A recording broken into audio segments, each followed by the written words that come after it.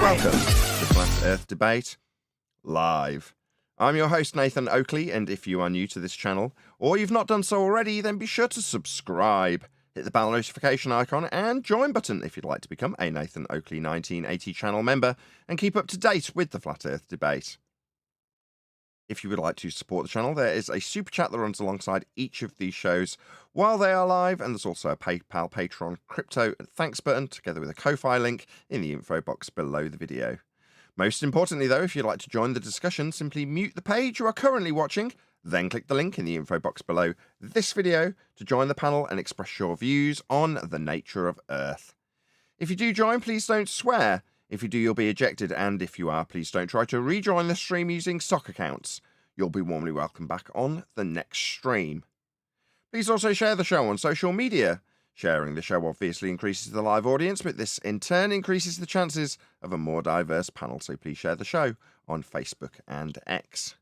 Now, we are joined by Eli, Refracted Curvature, Neil, and a whole bunch of people in Discord, so welcome one and all.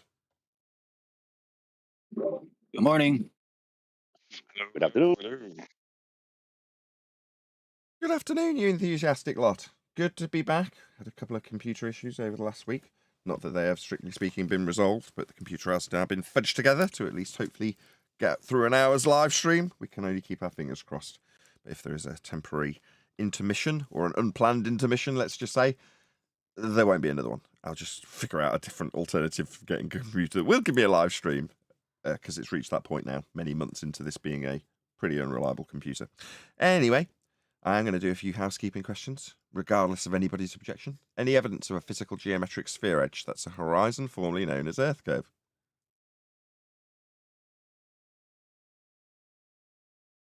Any evidence of axial rotation of the Earth-based variety?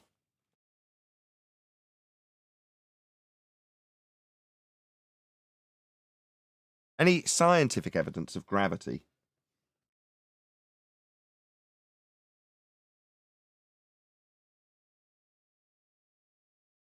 How about any single viable hypothesis from any of the fields of astronomy, cosmology, or astrophysics?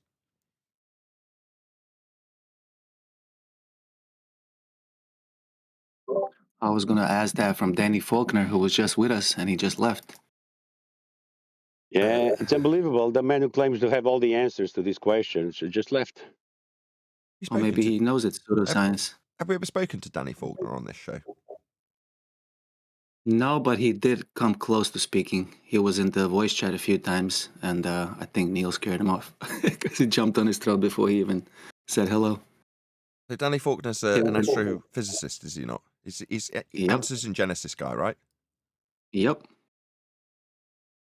So is He's the guy that Nathan Thompson asked for the pressure without container, and he gave him a blank look. Okay. So is he an astronomer? Is that what his actual title is, or is it? I don't know if he was mistitled by Nathan Thompson when he called him an astrophysicist. Is he an astrophysicist? I wouldn't know, man. I think he's an astronomer. He could be an astrophysicist, I don't know. So he would be posed the question, any single viable hypothesis from any of the fields of astronomy, cosmology, or astrophysics. That would be to say, observe the scientific method for your science. I don't know if that necessarily applies to He dropped out. Go on. He dropped out before you said hypothesis, just to make sure he was safe.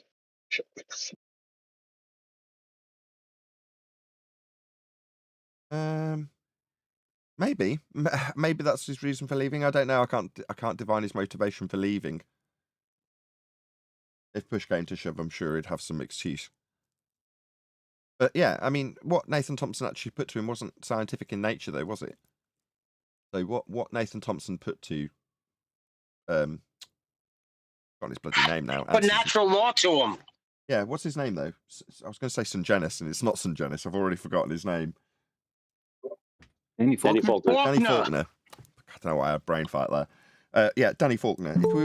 If we were going to focus on what Nathan Thompson put to Danny Faulkner, it would be a law of nature. Exactly, Neil. Second law of thermodynamics. Hello, Brian. Nathan, is he the guy that said that? Oh no, I'm thinking of the other guy that says a comet is an independent variable. That's a different meatball, right? I don't know which meatball that is, as you put it. One of the meatballs, I guess.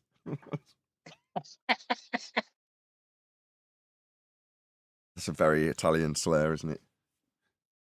Meatballs are delicious. Why would you call someone a meatball? Oh, Hulk Hogan called him the ultimate male versus the ultimate meatball. Oh, fair enough. So yeah, I mean, it would be nice. The only thing that I don't we discussed leaving gaps. The housekeeping questions are unanswerable, right? But rather than answering them with a no, which I noticed people in the chat were like, God, this is an awkward silence, I'm going to answer from the chat. No, we haven't. But the idea of the awkward silence is that if we're going to ask these housekeeping questions, because there's an uncomfortable silence with no answer to follow from the ball side, why not leave it with the uncomfortable silence? Until there's an interjection point like there with Danny Faulkner. He was in the panel, now he's not. And here we are asking for scientific validity that could be offered, and was until about 2017. The whole body of science proved a globe, right? But now they shy away from us. My point was going to be that it used to be the case before Wright just ruined everything, that the housekeeping questions would lead us into a discussion about what had been discussed with ballers up until that point.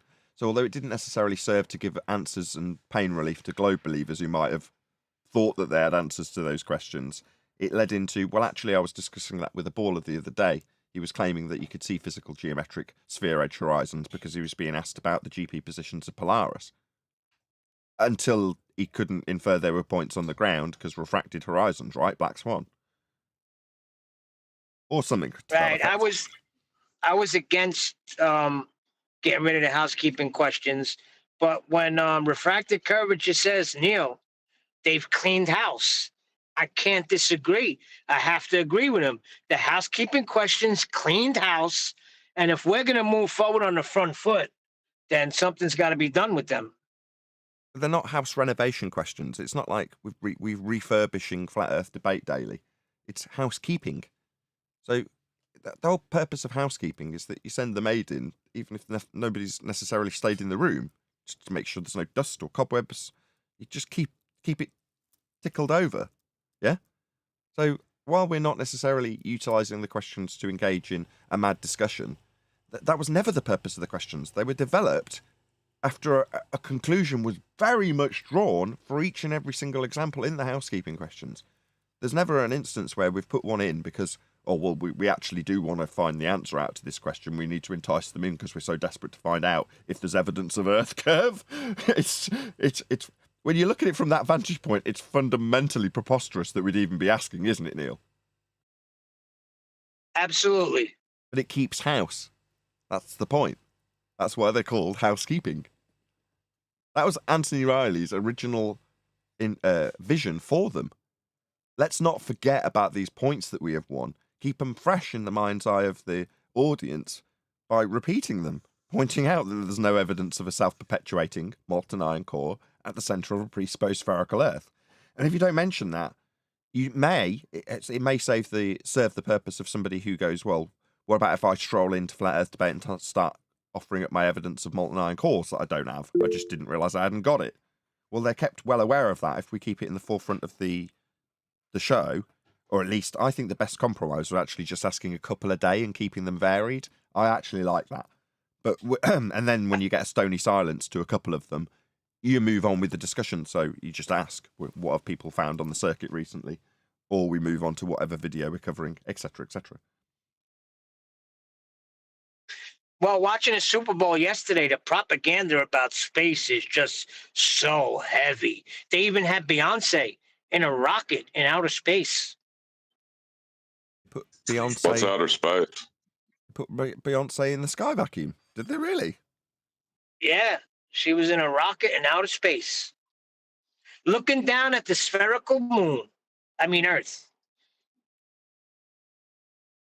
When you say they obviously did this in CGI, right? I mean, what do you mean? We're talking Super Bowl. We're talking. Yeah, was it what we're talking? Commercial. One of the, you pay millions of dollars to have a commercial, a 30-second commercial. and it was all of that, like with the songs, and the last ditch effort was her in outer space in a rocket. I see. And what is this Super Bowl? Super Bowl is it's an American holiday. They're gonna make it a holiday. It's the last game of the season when the last two teams are standing and they play for the Super Bowl title. The funny thing is it has nothing to do with the teams. The Super Bowl is everything else but the teams. Nathan is actually only being sarcastic there. I mean, he knows what the Super Bowl is. I know he hold on a knows, but minute. I What use that. town is I use played? that. Neil's Hold not on, going to there's some pass up the people that don't opportunity. know. Yeah, and There's that's why I let Neil people do that. don't know about the Super Bowl. That listen, now they do. For any Europeans listening, they have a funny shaped ball, a bit like in rugby. There you go. Speaking of funny shaped balls, the Super Bowl advertisers or broadcasters brought attention to a specific quote unquote ball type thing that existed in the area called the sphere. So there's a structure called the sphere. And the one commenter said, "Oh, we're getting video from the sphere." And the other guy said, "Well, it's not round because it doesn't continue all the way underground. It's flat. It has a flat bottom." It's a hemisphere. Wait. This was said last night on the game because that is in Las Vegas. They got the sphere in Las Vegas. Sir. You are correct. Now the sphere, you say, what is this building for? It's a giant building, and it has a display around the entire surface, so it can create quote unquote pseudo-spherical imagery. Like one of the images they had was a giant eye. Another one was a giant basketball. So if you were looking from far away, you'd just see this ginormous basketball sitting in the middle of town. But it's a screen. It can display anything. But what it actually is, and I'm sure you're going to recognize the poetry here, it's actually a theater. Just like Shakespeare's theater was called the Globe, this theater is called the Sphere. But guess what? It's not an actual sphere. On the inside is a flat floor, right, with elevated seats. But the surface in which it's resting is flat. And the commenter noted that. He said, "Oh, it's not round in totality," is what he meant, because obviously it's round in some parts, round, curved. Very interesting. Are you suggesting that there's a certain amount of thought that's gone into that discussion, or the very process of having that device, cameras and screens to project out imagery that looks like it's in the middle of town, as you called it, right? Is that just been done, and the name of it been given so that the language naturally comes out of the useful idiots who talk about it, or do you think that conversation's orchestrated? Could be a mix of both. Could be, yeah. I thought that as soon as I said it. Actually, we don't know, and it's speculation either way. Absolutely. So it ran off, for me, the experience ran off of in our home server 24/7. One of the guys was trolling that there's going to be a flat Earth commercial on the Super Bowl, and so people were actually showing up asking, "Oh, did it air yet? Did it air yet?" And I told them, "Look, okay, it's probable that there'll be some mention about the nature of Earth, right, at the Super Bowl, as there has been in the past. Like there was a Super Bowl ad, and it was about Alexa, right, the device, but it was going throughout history, and people were taking the role of Alexa, like, hey, Alexa, make me a coffee, and then the servant would go make the coffee because the servant's name was Alexa. And they asked one of the girls in town in one of the skits, hey, tell me something interesting, Alexis. And Alexis was like, oh, the Earth is flat, and the witches stole Mr. Braumeyer's balls. It was just out of the blue or something like that. No way. So what was the second? Hold on. Yeah. What was the? I didn't quite make out the second part. I got the Earth is flat bit. What was the second part? It said stole someone what? Oh, it actually was they stole his pants, but I inserted the word balls because I couldn't remember at the tip of my tongue which word it was she used. But it was the Earth is flat and the witches stole like Mr. Braumeyer's pants. Like that phrase was aired in a Super Bowl commercial. Right after a skit in the same commercial that was all the news is fake. So it's very interesting. So why are we not given a commercial about the flat Earth on Super Bowl? Do you think we flat earthers can make some commercial for flat Earth in a moment like Well, that? no, generally that advert will be for something that's being sold, right? I don't know what that was. Maybe you can fill us in. What was that in? What advert was that in? What product? Alexa, the little Alexa. AI that you can speak to, and it'll do things for Amazon. Right, That so, thing. so it's selling a home assistant, and in the process of trying to sell a home assistant, they've got a concept they're trying to communicate through advertising that happens to include flat Earth. Whereas when you say, "Why haven't we got a flat Earth advert?" It's like, well, the flat Earth isn't really a product, so there's no point in having an advert for it. But many people say it is a product. You're trying to sell something. Yeah. They call it product. I don't like it, but many people. Yeah, but isn't the transverse true? Think about it. Isn't it a point to make to the average person? Why is the Super Bowl dripping soggy wet with sphere references, space references, alien references? It's like a large predominance of the commercials reference that. Like in the first 10 minutes, the first 10 commercials, like 4 or 6 of them were space. That's correct. It's correct. So we have to do something about it. We have to give answer against it, right? No, we don't, Johnny. We just have to do what we're doing, Johnny. No, you don't. That's not. No. Okay. Tell me why not? Because it's none of your business. That's why. I don't mean you personally, by the way. I mean, don't watch the Super Bowl. You're not tied to a whipping pole, being forced to watch it, are you? Now you're saying, well, no one else should watch it. Who are you? They can watch what they like, can't they? Oh shit! But if you have a lot of money, you can do it. That's just fun. But, okay, let's put it this way: if let's say every penny that went to our opponents in anti-flat Earth went our direction, and quickly we rose up the YouTube ranks and had decent subscriber bases, and I had the means, without support, without having to do GoFundMes and whatnot, to just put a load of billboards up. I mean, what are they? 500 quid a pop? I was like, okay, I'll do 25 of them. Advertising, as you put it, flat Earth. For what? Now, if it was a political issue that you're trying to sway the masses on because you have a political agenda that you're trying to put forward, people sometimes use billboards for that purpose. But I don't have a political agenda with flat Earth, do I? So I'm kind of putting it in. I wouldn't do it even if I had all the money in the world. Why would I do an advertising campaign for the nature of the obvious? That's how we deal with it and measure it. To me, that's the bit that we need.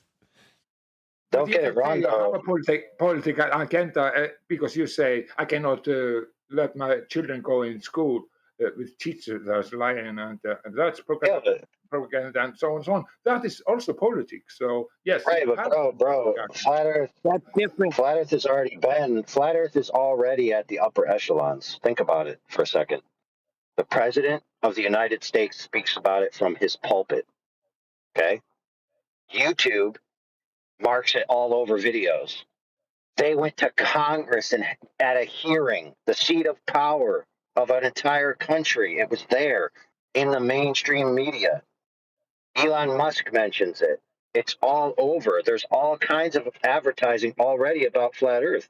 Yes, they might do it in a lampooning way, but that's an opportunity to use it to speak. So if you want the concept out there, it is out there. That's correct. And don't forget what happens when you try to push it like they did with Beyond the Curve in Netflix. Yeah, they're going to push the controlled opposition narrative that they want in the media. But in terms of, I think Johnny said something about it being taught in schools. You're not obliged to put your kids in those schools, though, are you, Johnny? Yeah, that's part of politics. That's part of what we want to do, what we want, what we will get if we are putting our children to the school, and then you have something you don't like. That's politics, right? So that is absolutely politics. So you cannot say you have no political view of it also. Oh yeah, I agree. I mean, there are people in our community that have approached it from that political standpoint. Anthony Riley has approached government at an educational level or educational ministers to broach that problem, because from that perspective, it does relate to the people. It is political, and there's a partisan political viewpoint that's put out to our children via the schools. Exactly. Sure. But you still have a choice, don't you? I mean, my original point was you don't have to put your kids in those schools. So you're not obliged to. I haven't. Yeah, but this make a lot of problem for you. Correct. My wife decided to homeschool. Hold on, Neil. Go ahead, Johnny. It makes a lot of problem for you and maybe for your kids and so on and so on. And you don't want to take them away from the social life there and so on and so on. It's quite complicated, right? I didn't think that would be the way this conversation went, but that is not the case. We're very poor because we have to occasionally pay for all of the lessons that we go out to that are hosted by individuals that need to cover their costs, and that obviously costs money where it wouldn't if they were in a school. So there are certain aspects of financial detriment to us for not doing it, but by the same token, they're not unsocialised either. They're going out to plenty of groups to be socialised in my opinion, a much better way. So I don't want to challenge you on home education pros and cons, because that is definitely not this show. But it has happened to overlap because of the nature of reality being taught to kids in schools that has broached this subject live, and I'm happy for it to happen. I just didn't think I'd be having to put my defence of my reasonings my wife and I's reasonings for wanting to home ed our kids. But here we are. And it's like, well, that'll leave them maladjusted socially. No, definitely not. If anything, quite the contrary from what I've seen from interactions now. My eldest, who sat next to me rustling her crisps, her interactions with other school-based kids, she's far more socialised. Anyway, that's a different point. Yeah, okay. We don't have to go so into that much. But anyways, it's complicated, at least. Yeah, I'll give you that. Somehow. It's not the easy, Big Daddy's provided a nice route for you to palm your kids off all day, and they get a really good upbringing in the school's clutches while they're there. It would be nice if that was just the case.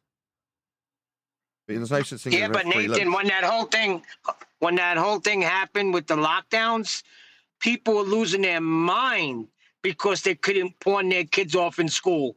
They were literally losing their mind. Oh, that was great, because during that period, we, for the most part, we got to carry on as normal. I'm sorry if you're watching this live. Our usual programming will continue shortly, I promise.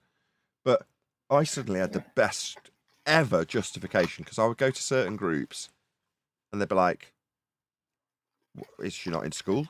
This is talking about my oldest. If I was in a younger group with my youngest daughter, like a creche or something. And I'd be like, oh, well, with the COVID lockdowns, we started to home educate our kids and we just carried on. And no one bats an eyelid. Oh, yeah, that makes total sense. Now, the fact that we weren't doing anything different when COVID hit is neither here nor there. In the mind's eye of the general public, being someone who homeschools is now far more socially acceptable than it was before COVID. It's the only plus, in fact, because, like I say, I previous to that, I'd have to get the side eye from someone. Oh, you don't put them in school. Side eye, weird glance, you're a weirdo. Now, oh yeah, of course, I know loads of people. I couldn't cope when I tried to, is normally the way the conversation now goes. Because I had to home ed them for a while, and it was a real struggle. That's funny, because my wife got a phone call the other day, and they were asking her all types of questions about homeschooling because they want to do it with their children. So, yeah, you're right. It's acceptable now when it wasn't. Yeah, that is a bit of a plus, I've got to be honest. I don't feel awkward about bringing up that fact when I'm out and about with my kids. There we go. Anyway, that's the end of that deviation from the education of heliocentrism, aka indoctrination, specifically with reference to gravity, if we're talking about the infiltration of some of our own into the education departments of government, just to round out this discussion. So it's not something that we're unaware of, while I seem to lack empathy and just say, well, just home ed. And I fully appreciate that is simply not possible for the vast majority of people. And in order for me to do it, I am extremely poor. So, I understand the negatives and all the rest of it. And it's not to say that I've turned a blind eye to those aspects.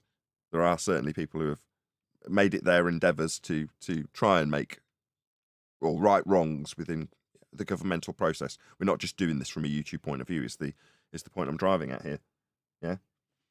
There's lots that goes on behind the scenes for anybody who might be new here that you'll never even get to hear about in terms of what people are doing with regards to this subject. Because we do literally live in a world of deception, and that has pissed people off. People don't like that. People don't like being lied to. And at the point that while we as a group have to be sort of semi-suppressed, it doesn't change the outrage amongst the group, does it? Nobody feels any different. In fact, it gets amplified as you get suppressed. You get more annoyed, more irate. Yeah? Maybe that's the intention, but I'm just saying that those people may be small in numbers, but they're still annoyed with the fact that they've been deceived. Half the time when people come to the subject fresh, like was shown in the AMA, they immediately have massive concerns about the people that they previously lent on. So there was one that I released in a short clip over the weekend where the guy's asking me about whether or not nuclear war would be real because the sky's not a vacuum. And what that basically is his concerns about all the deception that he'd have to have accepted up until now, that he's lent on as proof, that would turn out to be blatant lies. And then you've got to ask yourself, well, do I need to deal with those lies? Do I now have to approach those? Or what happens now? Well, nothing. The cogs keep turning, and in fact, if you speak out about it, you will be condemned. That's the reality of the situation, isn't it? But no one wants to. People want to lash out and get angry when they realise they've been lied to, and instead they get suppressed and shut down, and worse treatment comes their way. That's the reality of the world that we find in this subject matter of flat Earth, isn't it? The best thing that's come from Mark Sargent is, can you put me in a vacuum chamber in a suite of so-called space suite or whatsoever you want to call it, and they are never able to show that. The only picture that we know of, and he was there in 3 seconds, and he was almost dying and cooking. So they have never been able to show somebody can be in a so-called vacuum at all in this suit, in this stress they are having. They have no possibility to do that so far, I know. And that is forgotten. People cannot. There is no space suit that you can use in a vacuum. Oh man. Brother, have you ever seen some of the spacesuits zippers for your crotch? So you zip yourself in with a zipper around your genitals, right? And snaps. So a zipper and snaps, right, is supposed to protect your sensitive region from the vacuum of space. When that guy that went in, like you said, his tongue started boiling, he said, "Get me the heck out of here." It's like, so you imagine your private area being exposed to the vacuum of space, and the only thing that's preventing it from getting assailed is snaps. I mean, get real. I've never been able to show that nobody can be in a vacuum at all. So that's quite funny how people get to just believe it, and there is absolutely no proof for it. There is, in contrary, there is proof for people who start dying after 3 seconds. Quick shout out to. I like the way we're taking the front foot on this. Shout out to Riffraff. Says one of the Globebusters has an FE Fortnite map. Okay, thank you for the super chat, Riffraff. Don't really know what that means, but thank you. I was saying, I like how we're going on the front foot here. How Earth is measured flat. What was that you said about space, Nathan? Requires a flat plane. It was John, not me. He's not here at the moment. If that's what you mean. No, I mean, yeah. It's a particular plane. I was going to ask him over the weekend, actually. It came up in one of my comment responses, and I just didn't have the word for it. There's a specific type of flat Earth, if you will, but plane that's described for the entire universe. I just can't remember what it's called. John would know off the top of his head. It was in that. Do you remember that? I say it was in. It's part of heliocentrism. But a recent reference that is useful was the NASA video from like 1984 or something. Do you remember? And they're describing that particular plane. Maybe Brian would know. Can you remember what the plane of the universe is, Brian? The equatorial plane. Nah, it's not the equatorial plane. It's got a much more complicated word. Every time I try and dedicate it to memory and then fail. Oh, sorry, the celestial plane. Celestial, sorry. No, it's not that either. John would remember. It was. I can't remember. I'm not even going to try. Are you talking about Einstein? No, I'm talking. Special relativity. It could be in Einsteinian mechanics. The description may be there. Don't keep guessing. We'll wait till John, because he was the one who specifically mentioned it, and it's got quite a beautiful sounding phrase for the word that I can't remember. So, without it being torture for the audience, we'll give up for now until he gets here. And if he does make a reappearance, I'll ask him what's the plane of space. Okay. I just can't remember what it's called. But they need a flat plane. Everything has its origins in a flat plane, including heliocentric mechanics for vast distances out in outer space. That too needs a flat plane. Everything does. You were saying, Neil, you're like, 100 people watching. Please share the show. It's good to have 100 people watching. 101 people watching. If you've just got here, very warm welcome to you all. Please share the show. Smash that share button. We're going to cover a video in a minute. Yeah, my son's losing his mind when I tell him about Earth being measured flat. He keeps talking about the 2 points in the sky and how could a star be in front of a mountain? And no matter what I tell him, he just hand waves it and walks away. So he's in a lot of pain, my son. Yeah, Johnny. Okay. Yeah, I will ask Nathan a question, because just like you was saying, universe is uno. It's like a one. It's just one thing. Universe. One as a surround us. That is also what you say. If I say the Earth is a basement, and everything is revolving above it, the star, the sun, the moon. Is it the right way to say it? We are the center of the so-called universe, and we are the basement of it. What's your thoughts about it? I don't care if you want to describe it that way. Yeah, but I'm not talking about what you think. I'm talking about what you think. It sounds like Neil has an objection, though. Go ahead, Neil. No, I'm just saying, isn't that how we experience it? Like, we're on ground and everything is above us. I don't know apparently so, yeah. How else to describe it. Yeah, it seems adequate. Nothing wrong with that, Johnny. Why'd you ask? Because people are talking about, they say universe, but at the same time they are thinking about multi-universe and so on and so on and so on, right? There is a lot of theories about that in the around the heliocentric world and so on and so on. But the normal way to say is talking about one universe and the universe, Okay. Therefore, if you point out the universe is just one. I just want to clear up where you're taking us before you carry on. Are you taking us to multiverses and how they're single, mono, if you will, universe isn't conducive with parallel universes? Is that where you're going with this? Yeah, I'm going with this. Absolutely, there is just one verse that we have around us. So that's the universe. But in the same time, they are talking about multiverses around. So if you really go into all of these theories and all of this scholar that is talking, absolutely nonsense without any real. Yeah. Well, we were actually talking about it from that perspective in the pre-show. Were you around when we were talking about the link between the Mandela Effect movie, which literally has heliocentric notions being put in from, notions of string theory, parallel universes, things like that, because that is a hot topic in flat Earth currently for whatever reason. Yeah, but if it is, maybe we have to say something about it, and that's my way to say it. There is just one universe, and we are the center of the universe. I can understand it. I don't mind the term. The only bit I'd take objection with is you've given it as a very conclusive statement, which I don't like.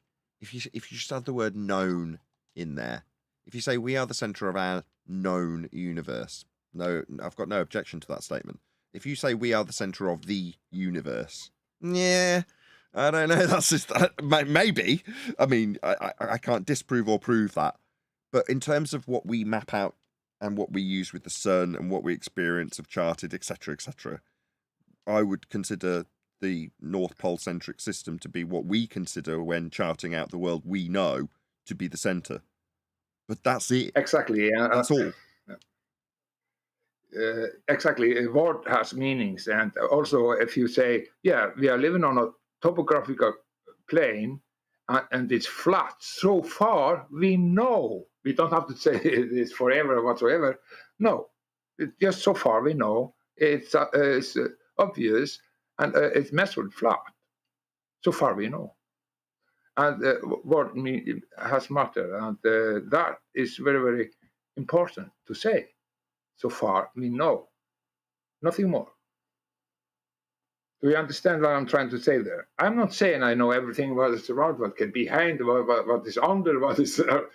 I'm just talking about the measurement of the area that we know of. You're echoing the sentiments that I've been trying to push for the last month or two, right? Just say it's flat. Just focus on what you know. Let's not speculate about, in this instance, it's the world, the universe beyond what we perceive. And that's why I object when I say known universe as opposed to just universe, because then it's a statement of something that you can demonstrate. Well, why would you assert that we're at the center of the known universe? Well, because I can demonstrate that we are. Here's how we map and chart the world. See how there's a center point? Yeah, that's what we use. It's critical to our mapping. So that's how we would describe the world based on our current experience and how we travel around on it. So that's a perfectly reasonable statement that's easy to justify and prove a flat Earth when doing so. So yeah, I totally get where you're going. You're on the same vibe as we are. We want people to stop speculating about potential globe debunkings when there's no need. It's an unproven claim. Why am I even entertaining this unproven claim? Meanwhile, Earth's measured flat. Yep. But yes, because if you're going after the globe narrative, then it's a never-ending story, and they will find out something new, and it is just like a dog that is full on his own, And I think that's in many ways why we were tolerated initially. So it's useful for a refinement of the globe narrative if you know where there's cracks in the narrative. And the way you're going to find those cracks is have an opposition to find them for you, so you can piece together explanations and get-arounds for any perceived flaws in the narrative.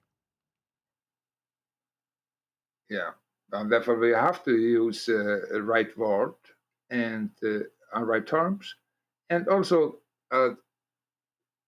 we have to take the word believe out of vocabulary. We shall never use the word believe in any debate or whatsoever, something that we totally are agree. arguing. Yeah, it's not you can talk about your belief or about thoughts in other rooms, but not if you're talking and in the high debate or something about these issues. Then you shall never use the word belief. But the Globers are using the word belief, and everybody that is in a talk show or so on, so don't know really what it's about. They are always talking about the belief, and we have to let people understand the difference, the way you talk. If you talk right, you should never talk about belief. It should be about knowledge, measurement, facts. And if you have an experiment that you can show, then you also have to clarify what this experiment is going for. You have to go through the method. And therefore, then you can talk about measurement, experiment. Experiment is very, it's like a QA I talked about before. It's very, very narrow. Important let people understand that, because people are using it left to right in all talking points that has nothing to do with it. Yeah, and for also us too. People are but just let me just put the double edge to that sword. It doesn't have any relevance for us either. It's a category error if we start claiming scientific validity to our position. What's flat Earth? It's a concrete noun. It's not. Nothing's happening. There's no cause and effect reasoning to be applied. And in terms of educating the audience, in terms of why we go hard and heavy on the understanding of science, it's because of what Johnny's just said. We are up against people who believe they've got scientific validity for their beliefs. So knowing what science is and isn't is an undoing of their positive assertions that come with the science words attached to them. Yeah, Johnny, sorry. And every time they use all the beliefs, then we have to point it out. So then it will come through time, maybe quickly. Because if everybody do that, then it will come through. The people will start understanding what it's about and use the right word. And also about the science. Science is not a thing. And that is we have done through the year. I don't think we have been successful about that, but I will say science is not a thing. Science is a method and a way to do things. That is it is. It's not a person. It's not an institution. It's not anything like that. It's just way to do things. The right way to get cause and effect relationship. I like the way Nathan says it. It's the elucidation. How does it go, Nathan? Elucidation of cause and effect? Yeah, the elucidation of the cause for an effect you observed in nature. Yeah, of course we are talking about. Yeah, I dropped that and somebody sciences. said, what? Not me that said it. It was originally QE. Maybe. Thanks, Johnny. Yeah, well, it's John. Maybe they have a problem there with tech. Oh, sorry, if I'm talking. I'm just giving QE the credit. It's him that originally got. We were talking about it. Maybe we were. I was talking about it in my conversation with Brian before the show began, but it was QE that originally put us on a stepping stone to a journey where we are now, talking about Earth being measured flat and describing scientific evidence as folly from our opponents, as opposed to trying to offer scientific validity for, I don't know, Mandela effect or upward rising Earth or ether, all the bullshitters in our community currently try and lean on the idea that they do have some sort of scientific validity to their claims, aka a phenomena, aka an effect. Yeah? Anyway, my bad, Johnny. Go ahead. Yeah. I think I lost my thought there, but no problem. I don't think so. I think Then don't say nothing, because I'll say something. That's what frustrates me about this, Nathan, because QE did bring it to us. We all sat here, got educated, and now we're chasing rabbits. Somewhere, somehow, you can't control the community. Right? something slipped through the fingers. We are in a community. I have to say, at the QE. Many people think I don't like QE. I really do, and I appreciate what he has done and his education. But of course, I have to be able to give him a critic about his humor and how he is doing things and this and that. Maybe he's too harsh, and maybe I want to change his style just a little bit, because it will give us better benefit and get us people closer to us, because people cannot take so harsh style like he is driving on. Hold on, wait a second, Johnny. Wait a second. Me and Brian had this conversation. Why is everybody trying to change everybody? Neil. Getting sick of this crap. Please stop. No, we're not going to do this. We're not going to discuss formatting for our presentation style. It's just not worthy. We can talk about people in a certain way, as in the way that people have come to this subject, flat Earth that is via means that are conspiratorial in nature. Therefore, when they get here and, I don't know, find out it's flat, let's say they come in 2024, they come here first, shocking, and they find out it's flat. Well, if they've got here through Mandela effect, then they're going to want a taste of that conspiratorial type subject that they may have been studying when they got to flat Earth, and therefore that's the type of people that are here. So it's unreasonable for us to say, look, you, me, everyone around us currently, moving into the early stages of 2024, have got here because we've been looking at 9/11, clone centers, Mandela effect, lizard people, what else? The moon Ether, landing. might be ether, electric universe, Illuminati, Freemasons. God, the list is great. Rothschilds. Yeah, the list goes on. Yeah, 9/11. Whatever you found your way here through, that's the route that was the path that was cobbled to get here. So when you go, okay, we all need to stand back from what we're doing right now in Flat Earth, specifically in Flat Earth, because obviously everyone watches this show, like me, are only consumed with that single subject. Yeah? You need to stop with this nonsense. What's that? Once you finish this video, you want to watch a bit of Mud Flood? Outrageous! But that's what they are. That's the people in our arena. Now, we can't bitch and bleat about how the controlled nature of the subject has led lots of people of a certain variety to this subject. It's not shocking. Makes total sense. If you're going to ridicule the person based on what Brian always details, we're either stupid or liars. We're either insane or blatantly telling people fibs. One or the other, and only those two. If you're going to attack those things, what are the best people to put in the position to be attacked on those things? Well, nutters. Let's gather up all the nutters and send them to this subject so that they are the ones that represent it. And then we turn around and go, oi, nutters, can we stop talking nutty garbage? What are you going to get as a response? But the nutty garbage really appeals to me. I really want to know that the world's changed. Look, I got a reference in the Bible that's different. Fantastical world that we live in, isn't it? Give me more fantasy.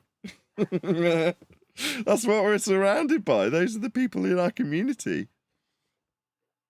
It's quite exciting, at least. Oh, yeah, super exciting. The world's going to change any minute. And I'll remember when it does. Anyway, we have actually got a video to cover today. This has been provided by Brian's Logic. Let's stretch it out a little bit so I don't lose it. Oops. Wasn't what I intended. Everything happens differently. My mouse clicks on something and then it reacts a second later, which causes issues. Okay. So this video is called Decoded Origins, or no, that's the videographer. So the videographer, as always, if you want to go and let him know, at Nathan Oakley 1980 sent me, and prop him up in the algorithm, where we receive no algorithmic love. The idea being that this videographer would actually return the favour and put a link to one of our videos, hopefully this one, with a link like I've done saying, at Nathan Oakley 1980 sent me, or equivalent. You know, hopefully they'd send people our way. Unlikely, hasn't happened so far, but there we go. Please let this videographer know that we've covered their video, just with a quick comment that says something like, at Nathan Oakley 1980 sent me, he responded to your video. And while I'm saying it, a massive thank you to all of the people who do this. So I have a couple of times gone back to some of the videos we've covered because I need to grab a screenshot or something to that effect. And when I do, I sometimes accidentally, like I just did then with my very sluggish mouse, see some of the comments and see people saying to the videographer, at Nathan Oakley 1980 sent me. So I really do appreciate it when that does happen. So you can probably see the link whizzing its way up the live stream chat. I'll just let whoever that is in, Adam Meakin, say hello. Hello, Adam. Afternoon, guys. Afternoon. Okay, so are you around, Brian? Can you tell us why you picked this video? It's titled Ancient Map Depicting Antarctica Solved. The Piri Reis map. Hopefully I'm saying that right. Piri Reis? Yeah. Yeah, the reason I picked that, I didn't pick it. I just went looking for on YouTube world maps pre 1700s, and that came up, and it was something about a map that was even older than the Piri Reis, or it was the Piri Reis. I can't remember which one. And the reason I shared it with you is because the guy was trying to come up with all kinds of reasons, he does in the video, as to why the map exists. And he gets into, I won't say it, I don't want to spoil it, gets into absolute ridiculous. You know, it's like there's no way according to the mainstream narrative, that this map can exist because there's things on it that we didn't discover prior to a certain time. But this map is older than that time, so obviously someone did discover it. Do you know what I mean? They have a story that now, it doesn't matter, I'm not claiming this map means anything. I'm only pointing out the stupidity of what the narrator has to do, and the same with the other video I sent you, what the narrators have to do to kind of somehow logically make this fit within what they were told was true. They were told before this time, none of these things existed. Suddenly, this map is before that time. Oh no, these things existed. How do we explain that while also saying they don't exist before this time? Do you know what I mean? It's nonsense. Is all it is. You know, I don't even know if you'd play it all, but it's worth a listen to. We'll see how we get on. So the video is called "Ancient Map Depicting Antarctica Solved." Straight up line, the Piri Reis map, which is PIRI space REIS. And the videographer is Decoded Origins. As I say, the link to his channel's just gone up live stream chat if you are watching this live, or if you're a mod watching in the premiering stream, please drop the link in. Go and click on it. Let him know at Nathan Oakley 1980 sent me. 13, the true representation of Antarctica, and not the one we know today. The Piri Reis map of Antarctica shows a coastline where modern science says there should be none. The Piri Reis map is one of the earliest known. So there we go. We're already into the use of these words that shouldn't be applied. Modern science. Sorry, where is this? Is this mapping? It's mapping, right? Sorry, why would modern science, that's a methodology for establishing cause and effect, be in the vaguest bit interested in cartography? It's a category error. But apparently now the audience is led to the belief that science has got a problem with cartography, because that's what he's just said, isn't it? We're only 15 seconds in. World maps composed outside. Useful, though, isn't it, that we were discussing literally the virtues of knowing what science is, therefore seeing through the nonsense immediately, within 15 seconds in this case. It doesn't benefit us to prove a flat earth. Category error if we attempt to, but in this instance, the application of science versus cartography, category error, has been employed within 15 seconds. Side of Europe, that includes portions of North America. It was made some 6 years before the expedition led by Sir Francis Drake to capture a Spanish treasure fleet off California. The Piri Reis map of Antarctica shows an undiscovered continent that was then destroyed by a cataclysmic event. How has he extrapolated that from looking at a map? Formerly destroyed by a what? Has he just pulled this out of his ass, Brian? Is there any justification for this coming up? Just making it up. This event could have been caused by pole shift. What event? And why have we now got a cause and effect relationship being asserted? What the hell? What the hell? Asteroid impact or volcanic eruption. Or that narrows it down. An event we don't know happened could have been caused by these three things. Oh, well, that's really useful. Thanks. It could have been completely unintentional. Yeah, long before he's got any recollection. Yes. Was there a lost civilization that inhabited the frozen wasteland of Antarctica? As the videographer, I think you should ask me, the audience member, that question. What? What is this, Brian? No one can deny or prove whether this mystery is correct or not. Well, it's very useful that we chew up at least 60 seconds of the video talking about it in speculation. But even if we assume what some authors stated, why would we assume anything? That Columbus used this map before he got lost on his return journey to Europe, that would be sufficient evidence for everyone to be able to think that someone visited before Columbus. What? Someone visited before Columbus? As in, from where? Because on these lines, this ties in diagrammatically to our point about aliens coming from lands afar out towards the horizon, where we've previously hadn't discovered those lands. But there's a good chance that there was people there, aliens, and that those aliens might have come and visited us. And in this version of this map and this depiction, they're coming from the horizon, mate. Just want to add that just at this stage. but I suspect you're suggesting something very different to that. We'll see. It is understood that this map was drawn up based on ancient maps that date back a long time ago. Based on what? Some of these ancient maps Just based on a baseless assertion that that's what we assume. I see. were surveys done by unknown entities Surveys that you haven't seen the surveying data for done by unknown people. I don't like where this is going, I've got to be honest. who used advanced technology not available today to map the world accurately. Sorry, let me get it right. Back in the past, they used advanced, that means moving forward, technology that isn't available today. Let's just unpack that for a second. So technology that we don't currently have available to us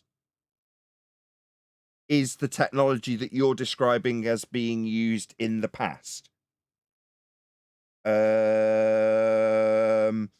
I was a computer, the word syntax error would appear. You know, there'd be a massive computing error here because this makes absolutely no sense. Go ahead. Yeah, these maps depicting areas not covered with snow in the 16th century cannot be depicted in that area because no cataclysm happened ever since. That's why they are pushing the dates to prior to that. So this information only must have come from prior other civilizations. Yeah, what it sounds like they're saying is the maps that haven't been made yet were based on maps that didn't exist at the time we were making the maps, because advanced technology people developed maps that we were working with that were developed with technology that didn't exist yet. That is, so far, if I am not mistaken, the claim on the table by this numpty. Am I wrong? Am I missing something? The advanced technology maps of the past that didn't exist yet are helping people chart maps that do exist when they're making them. That's the argument, as I understand it. Accurately.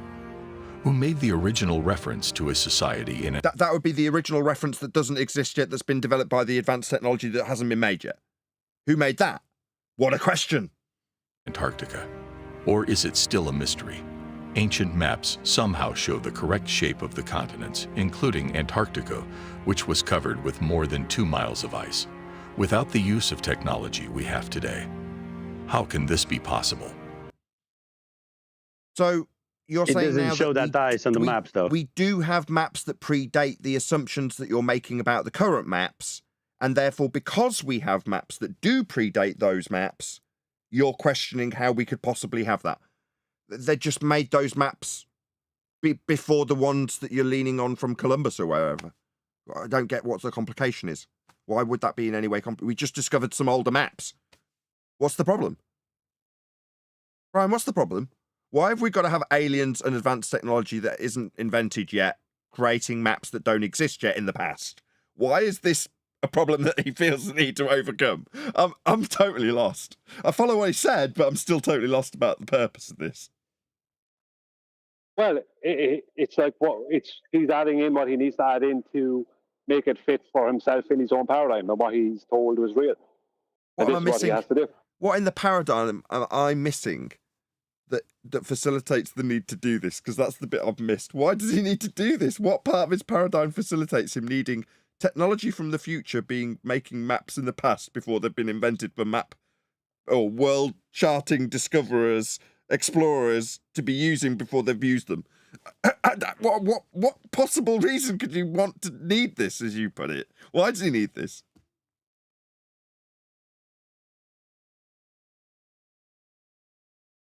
Well, he has to fill in for that which doesn't make any sense with the story he was told. So there's no choice. He has to fill it in. He can't understand why it's not what he was told it was. So he has to add something in to make it fit with that, because it's not what he was told it was. Okay, I'm still none the wiser. We'll carry on, though. Why is the Piri Reis map important? Is there any evidence of an Atlantean society? According to authors of the Turkish magazine Science and Technique, this map is very important as it changes our history. So that would be in a mapping journal. Oh, sorry, you said science. I'm a bit confused as to why this would be in a science journal. Shouldn't it be in Cartography Monthly? It proves that at least parts of Antarctica It proves what, like with science and that? No, it does not. were mapped when it was free of ice, which means someone So when it was free of, when was it free of ice? explored Earth, Antarctica, and mapped it before it got covered by ice. Sorry, when did it get covered by ice? How do we know it's covered by ice? Has it all been charted as being covered with ice? Have we all got men living on the ice that is definitely there? Why is any of this taken as read when we don't know this? How is this acceptable? If you've got a globe, Faith, and you put a globe image in, I would estimate that nobody will have any objection to any of this spewed garbage. Yeah? Nathan, maybe some people remember it froze over, and some people don't. Mandela. This map is proof that there must have existed an ancient civilization with advanced technology, Or that there were just people around that were mapping stuff. who was able to explore Earth, which Yeah, they explored Earth and mapped it. Yeah, that's it. That is the end of the conclusion.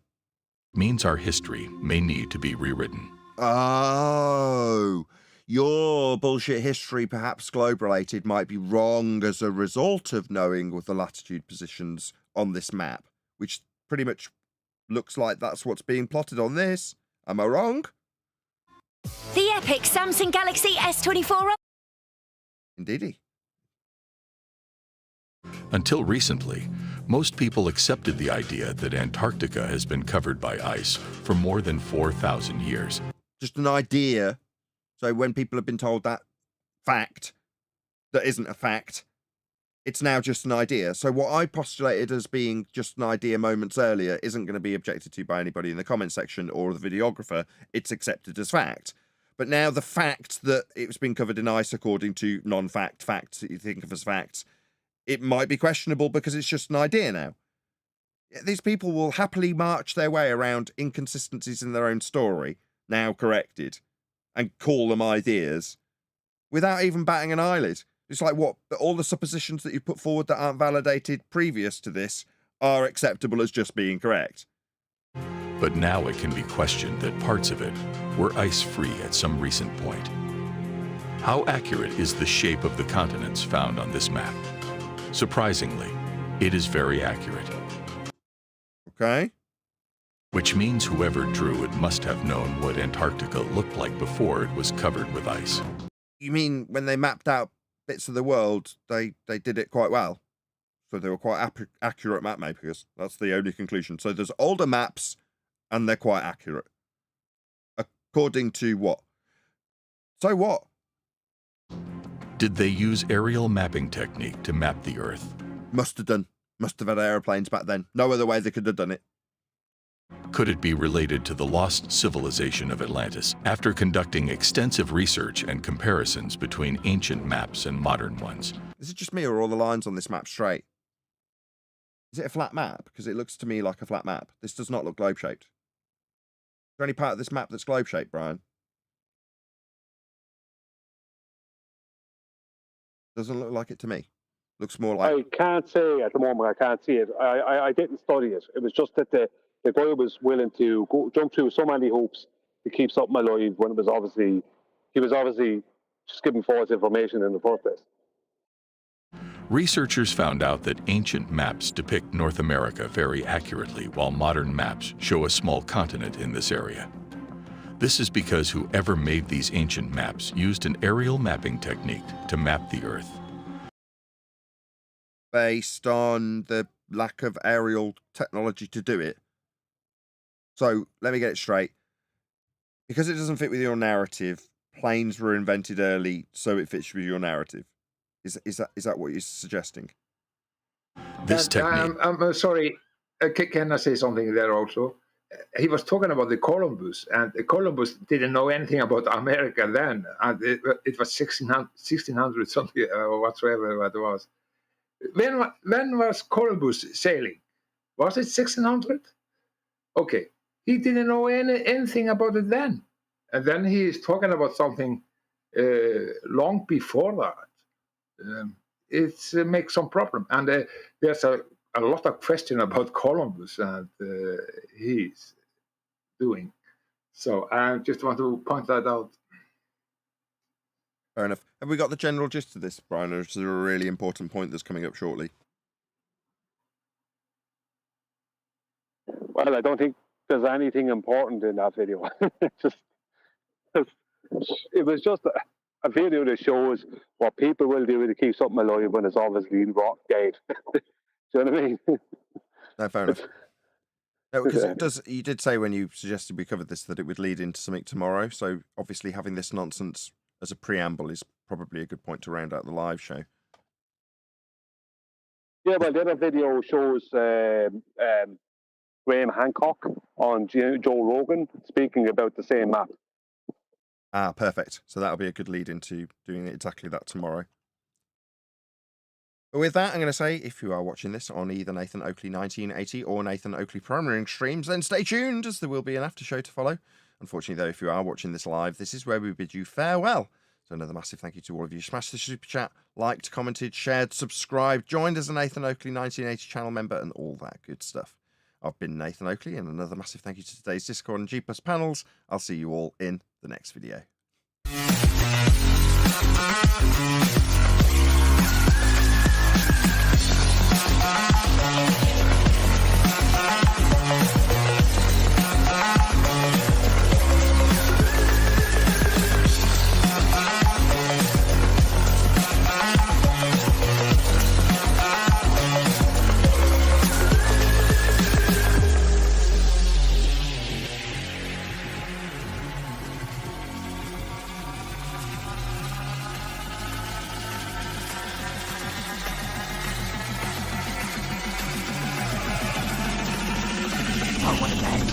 What a lovely day!